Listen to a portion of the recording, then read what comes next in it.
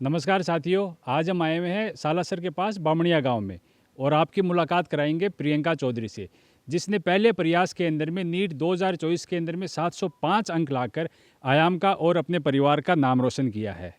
और जैसा कि आप देख सकते हैं कि हमारे अधिकांश वीडियो खेतों में ही मिलेंगे आपको। इसका मूल कारण ये है कि आयाम के जितने भी गार्जियंस हैं वो ज़मीन से जुड़े हुए हैं। और जैसे कि अब लावणी का टाइम है तो हम जहाँ भी जाते हैं, क्या पेरेंट्स क्या बच्चे सब लावणी के अंदर में लगे हुए मिलते हैं। तो चलिए अब जानते हैं प्रियंका से उसका नीट का सफ़र। प्रियंका, पहले तो बहुत बहुत बधाई हो आपको आयाम टॉप करने के लिए और पहले ही अटैम्प्ट के अंदर में 705 नंबर लाने के लिए। बहुत बहुत धन्यवाद सर। तो प्रियंका, आप हमें बताइए कि आपने नीट करने का सपना कैसे लिया। मेरा डॉक्टर बनने का सपना बचपन से ही था। यहाँ हमारे कुछ जैसे भगवान मानते हैं जितने भी वो लोग होते हैं सारे डॉक्टर को, क्योंकि वो एक लास्ट मोमेंट पे भी कोई बचा सकता है अगर किसी की जान, तो वो डॉक्टर है। इसलिए मैं डॉक्टर बनना चाहती हूँ, सबकी जान बचाने के लिए। चलिए, भगवान करे आप हर जो भी आपके पास आए, जो भी पेशेंट आए, आप उस हर इंसान की जान बचा पाए। तो आपने आयाम चयन करने का कैसे प्लान किया। सबसे पहले मैं नवोदय में पढ़ती थी, 6th क्लास में मेरा सिलेक्शन हो गया था, 12th मैंने वहीं से किया। तो जब मैं 12th वहाँ पर कर रही थी तब उस टाइम पे रवि सर आए थे, जो कि वहीं हमारे नवोदय से ही पढ़े हुए हैं। तो उन्होंने वहाँ पर काउंसलिंग सेशन किया था। तब उस टाइम पे मुझे डायरी मिली थी, मैं 11th में टॉपर थी इस वजह से। तो वहाँ उस डायरी में मुझे फिर मुझे पूरा आयाम के बारे में बताया, तो मुझे बहुत अच्छा लगा उनसे जानकर। मैंने आयाम को ज्वाइन किया। तो फिर मैंने शुरुआत में डेमो क्लासेस ली, मुझे बहुत अच्छा लगा टीचर्स का पढ़ाया हुआ। और जैसे मैंने वहाँ पर आसपास में बच्चों से बातचीत भी की, तो बच्चों ने कहा कि यहाँ पर क्या होता है, बाकी बड़ी कोचिंग्स में शुरुआत में टीचर्स दूसरे रखते हैं, अच्छे टीचर्स रखते हैं, बाद में टीचर्स चेंज कर देते हैं। तो मुझे यहाँ पर आयाम में पूरे सेशन में ऐसा कहीं नहीं लगा, जो टीचर्स हमारे शुरुआत में थे वही लास्ट में थे। और जो बच्चों से मैंने पूछा था, ये भी उन्होंने कहा था कि डाउट काउंटर्स पे भी क्या होता है कि टीचर्स तुम्हें पढ़ाते अलग हैं और जो डाउट है वो अलग सॉल्व करते हैं। तो क्या होता है कि जो नोट्स के डाउट होते हैं उनको दूसरे टीचर से डाउट पूछने में बहुत दिक्कत होती है। तो इसलिए यहाँ आयाम में बिल्कुल ऐसा नहीं था। यहाँ पर यहाँ से अब आप सोच रहे होंगे कि पूरे सेशन की जानकारी मुझे पहले ही कैसे मिल गई, तो मैंने वो भी आयाम के बच्चों से ही पूछा था, तब उन्होंने मुझे बताया था। और मेरे साथ भी वही हुआ, मेरे साथ भी पूरे सेशन में मेरे वही टीचर्स ने डाउट सॉल्व किए जो मेरे को क्लासेस में पढ़ाते थे। और एक एक बच्चे पे आयाम में बहुत ज़्यादा ध्यान दिया गया, इसलिए मैंने आयाम को चूज़ किया। चलिए बढ़िया। तो अब आप ये बताइए कि नीट के दौरान आपको सबसे टफ सब्जेक्ट कौन सा लगता था। मुझे फ़िज़िक्स टफ़ लगा। फिर जैसे मैं शुरुआत में फ़िज़िक्स एक ऐसा सब्जेक्ट है जिसमें आपको शुरुआत में टाइम देना पड़ता है, लेकिन जो बायो और केमिस्ट्री है उनको आपको शुरुआत में जितना आप टाइम देते हो उतना ही आपको लास्ट में भी उतना ही इक्वल टाइम देना होगा। तो इसलिए फ़िज़िक्स में मैंने थोड़ा-सा शुरुआत में वैसे भी थोड़ा जैसे अच्छे से एकदम टाइम स्पेंड किया, तो मेरी फ़िज़िक्स बाद में स्ट्रॉन्ग हो गई, तो फिर लास्ट में जाके नॉर्मल हो गया सब। तो आप दिन भर पढ़ाई करते रहते थे, आपकी क्या रूटीन रहती थी, कब आप ब्रेक लेते थे, अगर आप ब्रेक लेते थे तो उसके अंदर में क्या करते थे। क्योंकि देखिए, आपने 705 अंक प्राप्त किए हैं, तो अब बाकी बच्चे भी आपकी जो स्टडी प्लान है, जो रूटीन है, वो फॉलो करना चाहेंगे। तो आप सुबह से लेकर शाम तक क्या करती थी, कब कब ब्रेक लेती थी, थोड़ा उसके बारे में बताइए। सुबह हमारी क्लासेस, मैं सुबह 5 बजे उठती थी। मेरे क्लासेस जो हैं वो 6:30 से 1 बजे तक चलती थी। तो वहाँ सुबह मैं 1 घंटा पढ़ती थी, 5 से 6। और फिर उसके बाद में 1 बजे जैसे वो लंच किया मैंने 1:30 बजे तक, फिर थोड़ा-सा नैप लिया लगभग 15 से 20 मिनट या फिर आधी घंटा मैक्सिमम। तो फिर 2 बजे से लेके मैं लगातार 5 बजे तक पढ़ती थी। और उस टाइम पे मैं जो टीचर्स ने जो पढ़ाया, जैसे या फिर जो चैप्टर कंप्लीट हो गया वो, या फिर जो भी कंटिन्यू चल रहा है उसके मैं मॉड्यूल सॉल्व करते थे, फिज़िक्स एंड केमिस्ट्री के। और बायो को मैं एनसीईआरटी से मल्टीपल टाइम्स पढ़ती थी। और फिर उसके बाद में जैसे 5 बजे डाउट सेशन पे मैं चली जाती थी, और फिर 6 बजे के बाद में मैं अपनी जो अभी हम जो जैसे संडे को जो हमारा टेस्ट होगा उसकी तैयारी करती थी। और फिर 8 बजे डिनर के बाद में जैसे वो उसके बाद में मैं अगले क्लास में जो टीचर्स जो पढ़ाएंगे एडवांस में, वो मैं पढ़ के जाती थी। उसने मुझे बहुत ज़्यादा बेनिफिट किया। और मैं थोड़ा सा आपको एक प्लस पॉइंट ये बताना चाहूँगी कि जैसे बच्चों के भी क्या होता है, पीजी वगैरह थोड़ा सा दूर होता है कोचिंग से। तो उस टाइम पे मैं क्या करती थी, मैं बोलते हुए जो जो भी जैसे मैंने कोचिंग से अगर मैं आ रही हूँ घर पे, तो मैं जो कोचिंग में जो मेरे को पढ़ाया वो सारा रास्ते में रिवाइज़ कर लेती रिकॉल थी। करते करते आती हाँ, थी। रिकॉल करते करते मेरा दिमाग कभी भी 1 मिनट में मैं सारे टाइम टाइम ये रिकॉल कर लेती थी और फिर जैसे वापस आ रहे हो तो मैंने जो घर पे पढ़ा है वो मैं रिकॉल कर लेती थी। इस टाइप से मैंने टाइम बचाया था। मतलब आपने coaching PG to and fro जो टाइम है वो भी यूटिलाइज़ किया खाली पढ़ाई के अंदर में ही? Yes sir. चलो ये बहुत ही यूनिक बात है कि बच्चा पीजी से कोचिंग जा रहा है, कोचिंग से पीजी आ रहा है, तब भी टाइम यूटिलाइज़ कर रहा है। वरना कई बच्चे होते हैं कि चलो ठीक है, पुचके वाला ठेला मिल गया, हम पुचके खा लेते हैं, कोई दोस्त मिल गया, हम गप्पे लड़ा देते हैं। लेकिन मेरे ख्याल से आप तो कोचिंग से निकले सीधा घर पे ही जाते थे। Yes sir. और उस टाइम पे भी जैसे हम क्या होता है कि जब अगर केवल माइंड में सोचते हैं तो हमारे अलग अलग थॉट्स आने लग जाते हैं, तो हम अच्छे से रिकॉल नहीं कर पाते हैं। तो इसलिए मैं थोड़ा सा ममरिंग करती थी, बोल बोल के करती थी। उससे क्या होता था कि जैसे ध्यान इधर उधर नहीं जाता था। चलो बहुत ही बढ़िया। तो आप जैसे आपने बताया कि जो कल टीचर आपको नेक्स्ट डे टीचर आपको पढ़ाने वाला है वो आप प्रीवियस नाइट ही उसके बारे में थोड़ा ओवरव्यू पढ़ लेते थे, तो उसका क्या बेनिफिट होता है? उससे क्या होता है, जब अगली क्लास में जब टीचर पढ़ाते हैं तो पहली बात तो उस टाइम पे हम डाउट रेज कर सकते हैं, क्योंकि जब हम अगर फर्स्ट टाइम ही उस चीज़ को पढ़ रहे हैं तो वो क्या होता है कि हमें बस जो टीचर पढ़ा रहे हैं वो हम मान लेते हैं, लेकिन उस टाइम पे डाउट रेज। और दूसरी बात, जब टीचर क्वेश्चन भी पूछते हैं तो उस टाइम पे हम जब आंसर करते हैं तो उससे हमारा कॉन्फिडेंस बूस्ट होता है और फिर उससे टेस्ट में मार्क्स भी इंक्रीज़ होने लग जाते हैं। तो जैसा कि हमें पता है कि आपको घबराहट से सिली मिस्टेक्स बहुत होती थी, तो उसको आपने कैसे कंट्रोल किया? इसमें मेरा क्या होता था कि जैसे जो भी आज मैं टेस्ट दे के फिर उसका जब तक आप एनालाइज करना उसको बहुत ज़रूरी है। और सारे ये कहते हैं कि एनालाइज करो, लेकिन कोई तरीका नहीं बताता कि कैसे एनालाइज करना चाहिए। तो तरीका ये है कि आप उसमें ये फाइंड आउट करो कि आपने किस किस टाइप की, ये मत देखो कि क्या गलत हुआ, ये देखो किस टाइप का वो गलत हुआ, जैसे वो करेक्ट इनकरेक्ट गलत हुआ या फिर ट्रू फॉल्स। आपने उस टाइम पे क्या सोचा या फिर उस टाइम पे आपको क्या सोचना चाहिए था, उन सारी चीज़ों को आप नोट डाउन करो। और जब आप अगले टेस्ट में जाओ तो आप उन सारी चीज़ों को पढ़ के जाओ और किसी एक पे फोकस करो कि मेरे को ये तो इस बार नहीं करना है, एटलीस्ट ये एक गलती मेरी। ऐसे आप एक एक गलती को एक एक टेस्ट में जब आप टारगेट लेते हुए चलोगे तो आपकी सारी गलतियाँ दूर हो जाएंगी। प्रियंका, किस किस प्रकार की गलतियां पेपर में आपसे होती थी? सबसे मेन तो ये होता था कि जैसे फिज़िक्स के क्वेश्चन को समझ में नहीं आता था कि क्वेश्चन क्या कहना चाह रहा है। तो वो क्वेश्चन को समझने के लिए मैंने क्या किया कि जैसे वो जो क्वेश्चन कह रहा है उसको मैं जैसे अलग, जो भी गिवन था गिवन को मैं अलग अलग लिखते जाती थी। तो जो और फिर लास्ट में देख लेती थी पूछा क्या है। तो और जो पूछा है वो चीज़ मैं देखती थी कि क्या जो हमें गिवन है उसमें है क्या। जैसे फॉर्मली सारे बच्चों को पता होता है, लेकिन कहते हैं कि हमसे क्वेश्चन है ना, बहुत सारे बच्चों की ये भी दिक्कत होती है कि हमसे पेपर टाइम पे नहीं होता, लेकिन वही हम घर आके करते हैं तो वो हमसे उस टाइम पे हो जाता है। तो उस चीज़ को आपको ऐसे करना है कि आप उस टाइम पे जब आप देखो कि आपको थोड़ा सा एक तो तसल्ली से करना है। ऐसा नहीं कि मैं एक करती थी पेपर में, एक क्वेश्चन को एक ही बार करती थी। ऐसा नहीं कि पहले एक बार जल्दी जल्दी कर लिया फिर दोबारा वापस रीचेक कर रहे हो। रीचेक वाले टाइम पे आपको गलतियाँ पता ही नहीं चलती, आपको लगता है कि जो मैंने किया एकदम सही किया है। इसलिए आप उस टाइम पे क्या करो, एक तो पहले धीरे धीरे करो, ऐसे दिमाग में सोच के चलो मेरे को दोबारा क्वेश्चन ही देखने को ही नहीं मिलेगा, इसलिए आप उस टाइम पे बहुत अच्छे से करो। दूसरा पॉइंट, आप उसको गिवन जो है उसमें से आप छांट लो कि मुझे पूछा क्या है, और जो उसको छांटने के बाद में आप उसमें फॉर्मूला अप्लाई करो तो आपका हो जाएगा। और डायग्राम्स बना लिया करो, जैसे केमिस्ट्री में भी डायग्राम बनाओ, जैसे ऑर्गेनिक में बहुत ज़्यादा इसमें डायग्राम बहुत हेल्प करता है। और जैसे नंबरिंग करते हो ना, तो आप अगर इंग्लिश हिंदी दोनों में पेपर आ रहा है तो एक साइड इंग्लिश वाले डायग्राम में इधर से कर लो, दूसरी साइड हिंदी वाले में इधर से कर लो।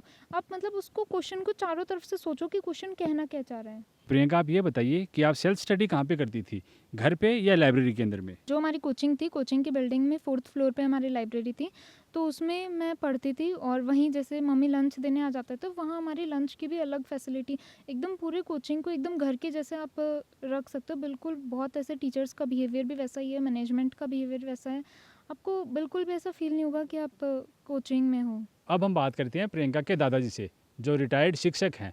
तो दादाजी, आप बताइए कि प्रियंका का रिजल्ट आया तो आपको कैसा महसूस हुआ? प्रियंका वैसे तो पढ़ने में क्या है कि यूकेजी से ही वे सब कक्षा में टॉप आती थी और हमें पूर्ण विश्वास था इस पर कि निश्चित रूप से अच्छे अंक लाएगा। देखिए 705 आए हैं ना, ये थोड़ी सी मैं कन्फ्यूज थी। मैं 720 आने चाहिए थे। 720 नहीं, मैं तो 680 पर ही अटका हुआ था और मेरे 680 पर होगा, इसका एडमिशन कहीं पर भी हो जाएगा ये सोच रहा था। परंतु जैसे 705 आए तो मैं खुशी से झूम उठा। और मेरा वही सपना था कि मैं बीच वाले लड़के को बनाना चाहता था डॉक्टर। अच्छा।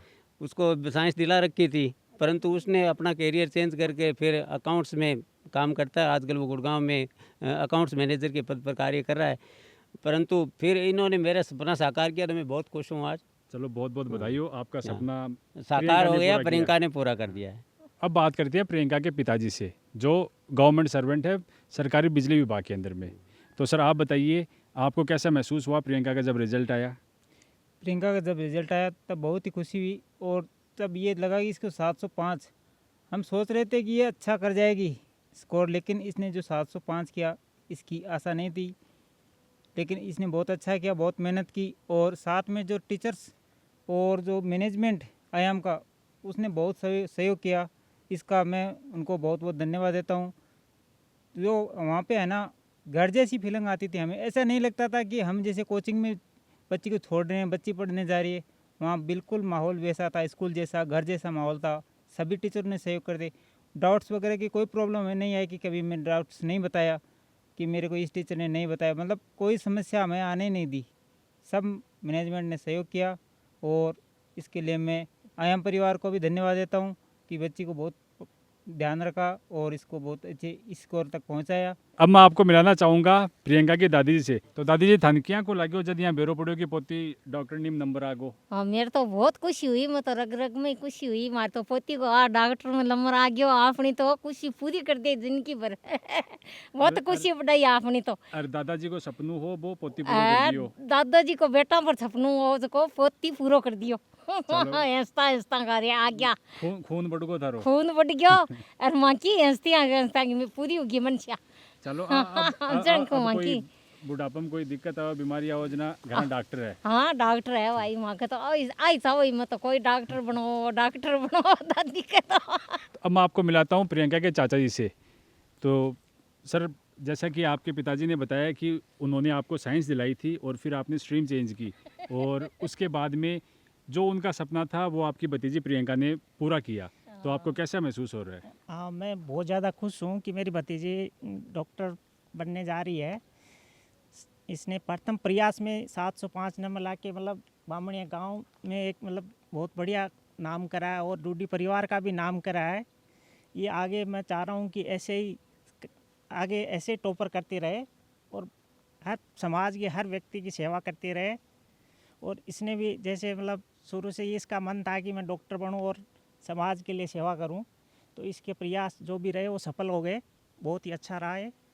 ये डूडी परिवार का नाम रोशन किया है इसने, बामणिया गांव का भी नाम रोशन किया है, ये बहुत ही अच्छा लगा हमें। चलो और इसके लिए हम आयाम को भी बहुत बहुत धन्यवाद देते हैं, जिसके सहयोग से बच्चे ने 705 नंबर प्रथम प्रयास में लिए हैं। बहुत ही अच्छी बात है, मैं बहुत ज़्यादा खुश हूँ। चलिए अब मैं आपको मिलाता हूँ प्रियंका की मम्मी से, जिन्होंने प्रियंका के 705 नंबर लाने में सबसे अहम भूमिका निभाई। तो माता जी आप बताइए कि आपने प्रियंका को 705 नंबर लाने के लिए क्या क्या किया, कैसे इंश्योर किया कि वो 705 नंबर लेकर के आए? मैं क्या करती थी, इनको सुबह कोचिंग छोड़ने जाती ना, तब भी ये सुबह मॉर्निंग में पढ़ती, वो भी मैं बोलती तुम सुना दो मेरे को जो क्या क्या पढ़ के आई हो, वो सुनाते हुए जाती रास्ते में। इसका लंच टाइम में लंच वहीं दे के आती कोचिंग में, टाइम ख़राब नहीं होता।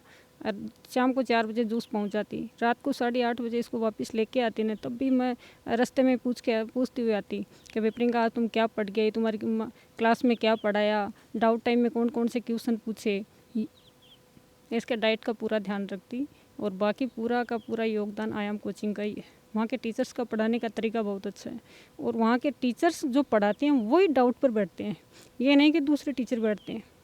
और कोचिंग में ही लाइब्रेरी है, तो मैं तो सुबह 6:30 बजे छोड़ के आती और रात को 8:30 बजे इसको घर लेके आती। नहीं, जैसा कि आपने बताया कि आयाम का बहुत बड़ा योगदान है, तो मैं तो खास करके आपके लिए ये कहना चाहूँगा कि आपका बहुत बड़ा योगदान है प्रियंका के इतने अच्छे नंबर आने के लिए, क्योंकि आपको मैं रेगुलर देखता था। आप सुबह छोड़ने आए, दोपहर में आए, शाम को 4 बजे जूस भी देने आए और फिर रात को लेने के लिए आते थे। चलो सुबह छोड़ना, दोपहर में लंच देना, ये तो सारे पेरेंट्स के लिए, लेकिन शाम को 4 बजे वापस आना जूस खाली जूस के 4 लिए। बजे जूस देने आती थी ताकि उसके टाइम ख़राब ना होए और इनकी मान लो डाइट का पूरा ध्यान रखती कि कभी बीमार हो जाएगी तो इसका टाइम ख़राब हो जाएगा।